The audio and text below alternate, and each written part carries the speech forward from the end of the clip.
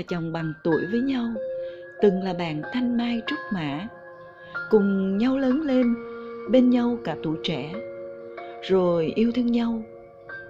Nửa năm sau ngày tốt nghiệp, chúng tôi về chung một nhà. Anh tốt tính, ân cần và luôn quan tâm chiều chuộng tôi. Tôi mang bầu bé đầu tiên sau đó, khi mới là giáo viên hợp đồng, với mức lương chỉ hơn 3 triệu đồng mỗi tháng.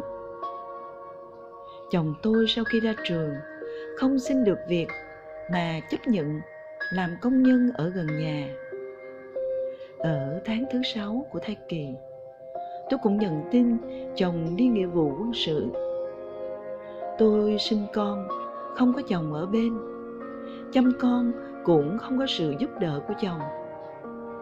Mãi cho đến khi con bắt đầu đi nhà trẻ, chồng mới xuất ngũ. Quãng thời gian 2 năm anh đi lính, tôi xoay sở làm thêm đủ thứ việc: nấu chè, làm sữa chua, làm kem bán online, nhận quần áo về nhà sửa. May nhờ có bên nhà ngoại hỗ trợ, tôi được vào biên chế nên thu nhập có tăng lên chút ít. Co kéo khá chật vật nhưng cũng đủ tiền nuôi con. Đi lính về, anh bảo cứ ở nhà một thời gian, nghe ngóng xem thiên hạ họ làm gì đã. Tôi vui vẻ đồng ý, vì nghĩ có anh sẽ giúp tôi nhẹ gánh việc nhà. Ấy thế, nhưng chồng ngày càng lười biếng. Anh ở nhà cả ngày chỉ xem điện thoại. Chiều đến thì đi đá bóng, rồi đàn đúm bạn bè. Quần áo thay ra, vứt từ buồng ngủ cho đến phòng khách. Tôi luôn phải theo sau anh để dọn dẹp. Tối đến, anh chỉ chơi với con được một lát, rồi lại lên giường bấm điện thoại. 6 tháng sau, anh xin vào làm nhân viên sân golf. Nhưng cũng chỉ được 1 năm, anh bỏ việc vì suốt ngày phơi nắng mà lương chẳng được bao nhiêu. Anh bàn với tôi và mẹ để vay mượn cho 500 triệu. Một phần để lo xin việc làm cho anh đúng theo ngành học trong cơ quan nhà nước trong thành phố, cách nhà gần 30 km. Phần tiền còn lại mua cho anh một chiếc xe hơi che nắng che mưa. Đúng lúc đó, tôi biết mình có bầu bé thứ hai. Nghe anh nói về công dụng, sự an toàn của ô tô, tôi cũng thấy hợp lý.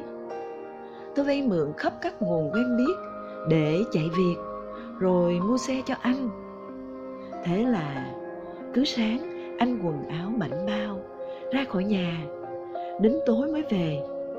Có hôm tôi đến lịch đi khám thai, nhờ anh chở, anh cũng có lý do để từ chối.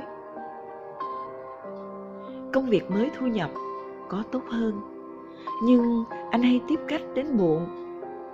Hàng tháng tôi nói chồng đưa một phần lương cho tôi trả nợ, nhưng anh chỉ đưa được vài tháng thì ngưng.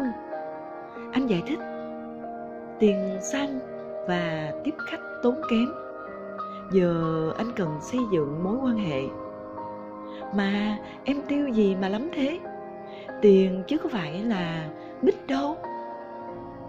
Cách nói của anh khiến tôi tổn thương và chán nản. Cũng may bầu về nhưng tôi không quá mệt mỏi, nên vẫn cố gắng làm thêm và bán hàng online được. Đó cũng là lý do tôi cố nhìn anh. Chiều hôm qua, anh về sớm rồi thay đồ đi đá bóng, để mặc tôi vừa nấu cơm, vừa dọn nhà, vừa chăm con. Về đến nhà, anh vứt quần áo bẩn trên sàn, đi tắm rồi lên ghế sofa nằm xem điện thoại. Lúc tôi đang cho con ăn, vừa lúi húi gói hàng trong bếp, thì chồng quát tháo: sao giờ này vẫn chưa có cơm? Tính để chồng chết đói à? Sẵn những ức chế trong lòng, tôi la lớn: anh đi rước con khác về làm vợ, xem nó có nấu cơm cho anh ăn không? nó có chịu được người chồng nằm dài không? Anh chỉ giỏi tiêu chứ có đưa đồng bạc nào cho tôi mà đòi hỏi. Chồng xộc xuống bếp tặng cho tôi một cái tát choáng váng. Ít phút sau, tôi gom quần áo, giấy tờ, tiền bạc, bế con ra bến xe, tìm chuyến sớm nhất để về nhà ngoại, bỏ mặc những lời chửi mắng của anh ở phía sau. Trên hành trình về quê, tôi ôm con khóc và nghĩ mãi.